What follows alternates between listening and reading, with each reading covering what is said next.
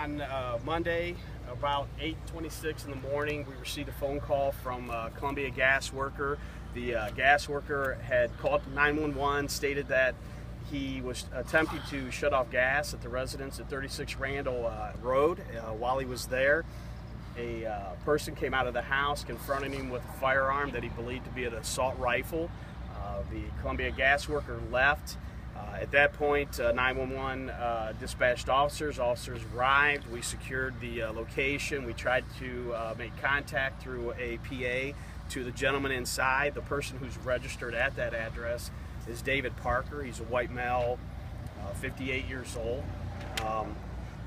We had no luck trying to make contact with Mr. Parker. He refused to talk to us. Eventually, SWAT was deployed. We heard rounds going off. There was basically 22 incidences where shooting had occurred from inside the house out towards the officers. We have at least 2 SWAT vehicles that were damaged. We also have some equipment that was damaged, that was shot at. The officers were shot at directly. We did return some fire. The best that we can tell, he's still barricaded inside the residence. We asked him to surrender at least 308 times since yesterday when this began. We asked him at least 30 times to stop shooting at officers and surrender himself again.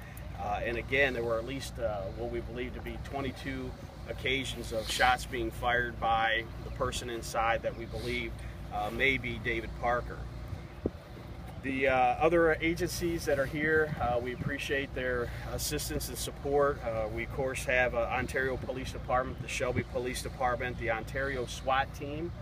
We also have the Richland County Sheriff's Office, the Columbus SWAT team. The FBI assisted us, as well as our hostage negotiating team, our own local ASORT SWAT team in the Ashland County Sheriff's Office, who also has their bomb squad here to assist us. We did receive some information from family and friends that he may be armed with a high-powered rifle, as well as possibly some explosive devices. So we're being very cautious. Very, very difficult for officers to get anywhere near the residence at this point. The only time we can get close to the residence is as long as we are inside of an armored vehicle.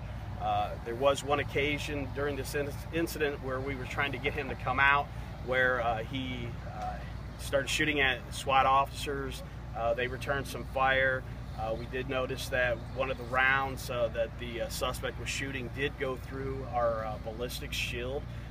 Very disturbing, because you know, what's going to stop the rounds that he's shooting?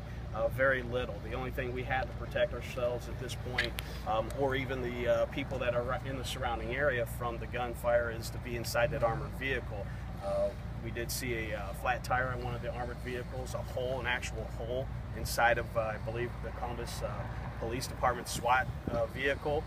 Ours took at least 6 rounds. So very briefly, Greg, do you have a question? Are you going to make any aggressive action to get him out of there?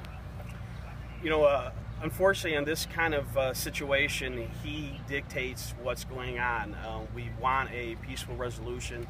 We're begging the guy to come out. I don't really know what more we can do to get him to cooperate and come out so that this ends in a peaceful way rather than a tragic way. But really, he dictates how this thing goes, honestly. You can't allow him to continue just shooting randomly towards officers and towards the surrounding houses. We got most of the houses evacuated. Some people chose to stay inside those homes, so you know, you still